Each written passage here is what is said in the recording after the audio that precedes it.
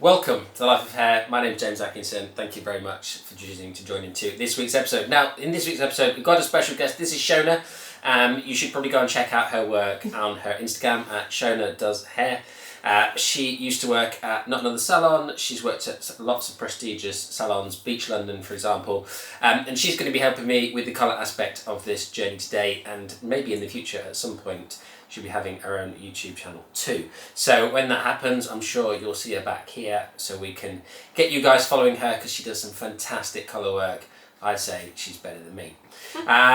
Today we've got Rachel back in the chair, and she has been on the channel before quite a few times, and we've done various different things. We've got some inspiration pictures for today's outcome, which I'll put on the screen right now. I'm going to cut this first so that we can see what we've got left, to see what we're dealing with in terms of colouring the hair going forward. But as you can see from the pictures, it's a lot blonder, it's a lot brighter, so we're going to be turning what is a much softer, highlighted look at the moment into something a lot bolder, a lot brighter. Now, Rachel's had a hair like this before in the past. I used to work with Rachel many moons ago, and her hair was always very short, very bright, very blonde back then.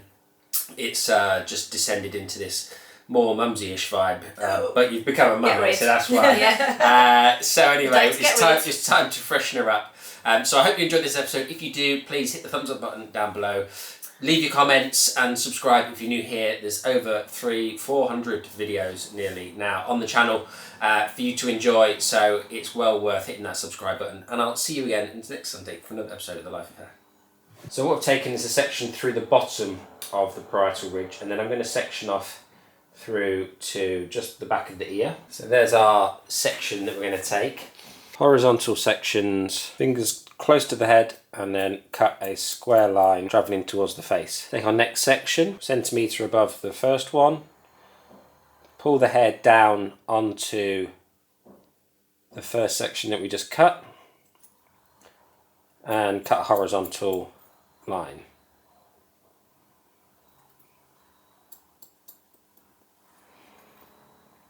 Another section, pull that hair down,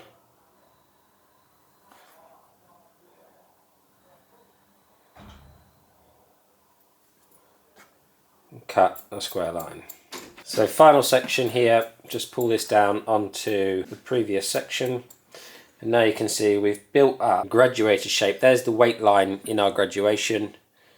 Here's the length that we would leave from that very first section being pulled out horizontally straight from the head, and this has created a very stacked graduated shape. Would have really struggled to create this shape using a vertical finger angle. Now, it can be done, but it's very difficult indeed. So to continue this haircut into the back, we'll continue our section and just drop that down into the occipital bone. We don't necessarily have to do umpteen hundred pre-sections on everyone's head to do a technical or precision haircut, which I find these days you see so much of on social media, because everybody's wanting it to look very, very fancy. Lots of tiny little clips holding very small bits of hair out of the way, but that's not necessarily essential.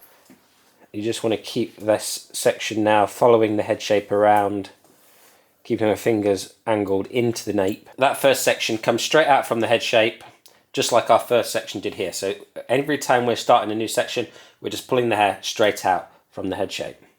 So our next section, vertically down, pull the hair straight out from the head shape. Really see our guide underneath. Keeping our fingers close to the scalp, but we are pulling this section on to the previous one. That is really important to remember, is that we pull this section onto the previous one. So vertical section,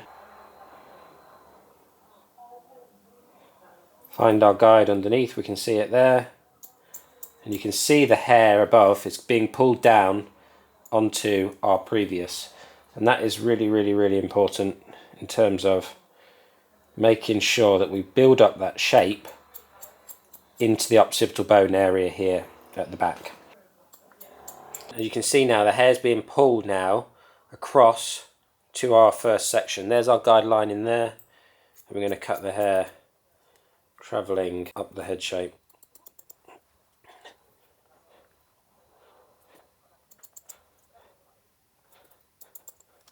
take our section,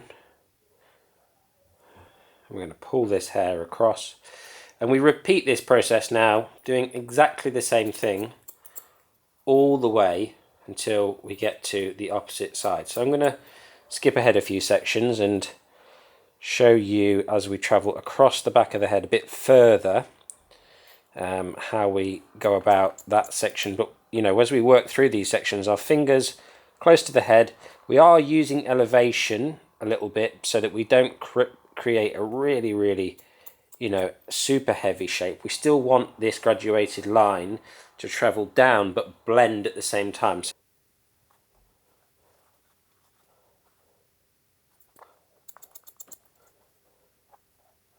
Making sure that we can see our guideline and that we can see we're building up shape towards the top of our section.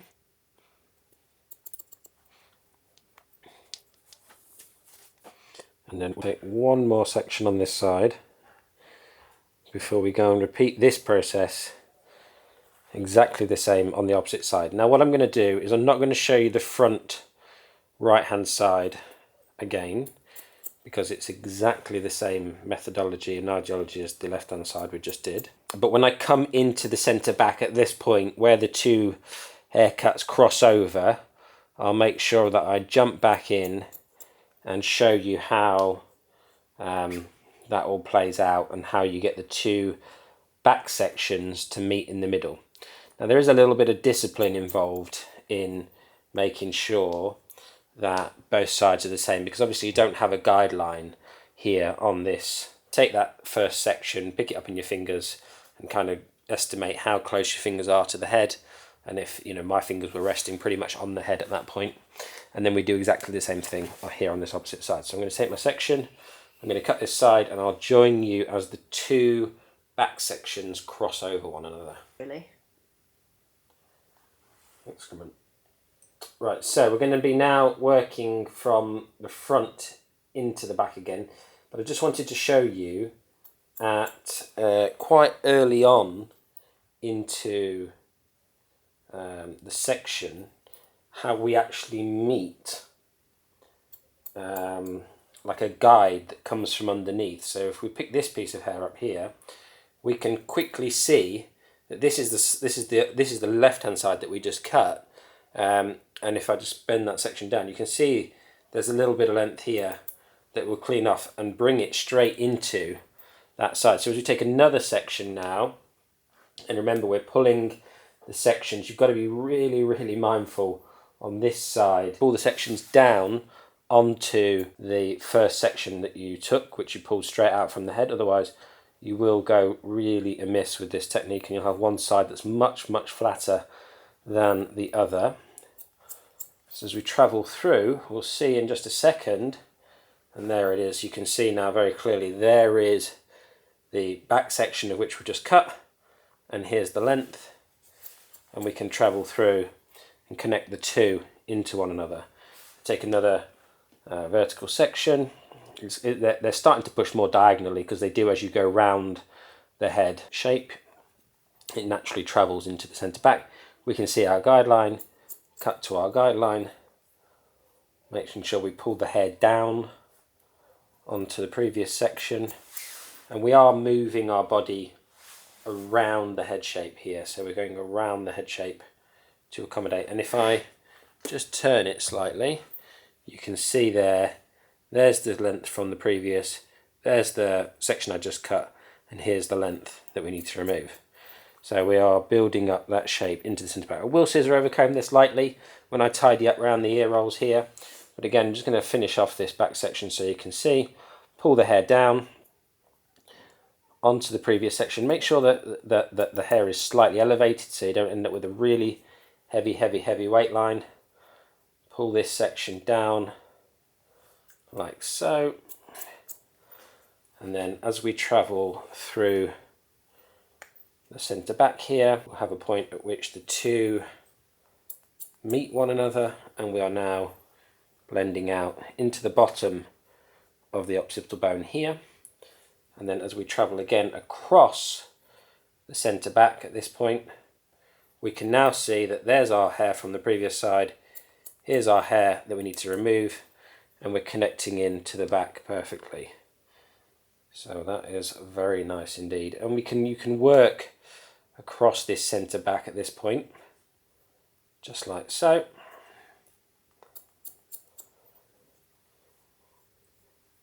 Now you can see at the back and through the sides here all run into one another very nicely, all congruently, and we can just take off this excess length in our refining stage. So we've dried it off, and you can see very, very large overhang here, and we're just going to visually connect the two together. Now there's so many ways of doing this. It's kind of personal taste, personal preference. So what we're going to do is we're going to take our piece of hair, and we're just going to remove some of the overall bulk from the top.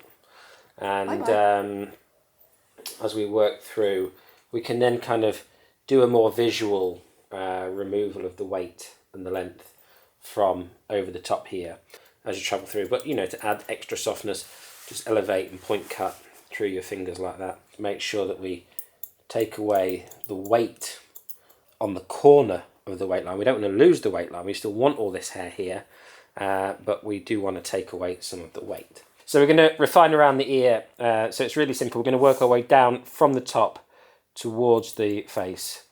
And you can work your way up, but I want a point cut. And so it's easier to kind of start from the highest point and work your way down. And the reason I want to point cut it is just for added softness and just texture around the ears. I don't want it to look like, you know, a butcher job where we've just clumped it off. And then in the back here, I'm going to come in light scissor over comb just to remove some of the general length. I don't get too excited about, you know, going through and cross-checking every few sections or whatever, because I know at this point the scissor over comb is going to deal with all that, and that's just time saving really, especially when you're in a commercial environment.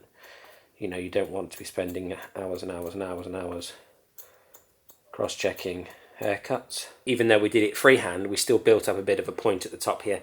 So what we're going to do is we've got to guide this side and we've got to guide that side, and all we do is point cut off the hair in between those 2 points to create our length, our desired length. But we don't want to take too much off because I don't want to eat into the fringe.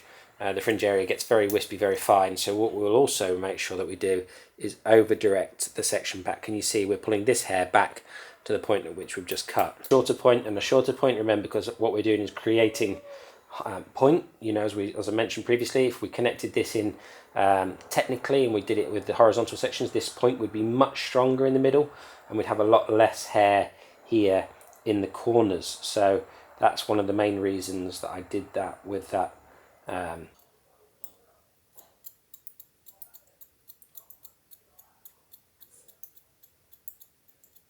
Once we've removed the length, we can elevate it up and we can just soften that edge down. So we need it to have that little bit of width. And remember that, guys, if you've got a client with a slim face shape, you do want to make sure that you build up that little bit of weight throughout those parietal ridge areas on the sides. And if they don't want that, that's personal taste, but you've given them the option and you've allowed them to choose. Okay guys, this is the finished result. I did the haircut using horizontal graduation.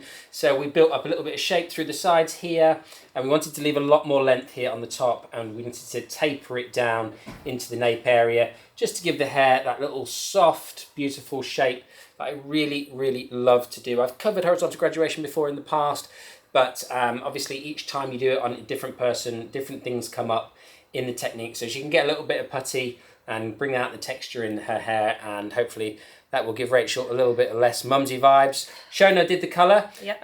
Now if you want to see Shona's video, they're going to be separated. So the colour and cut video are going to be two different endings, if you will.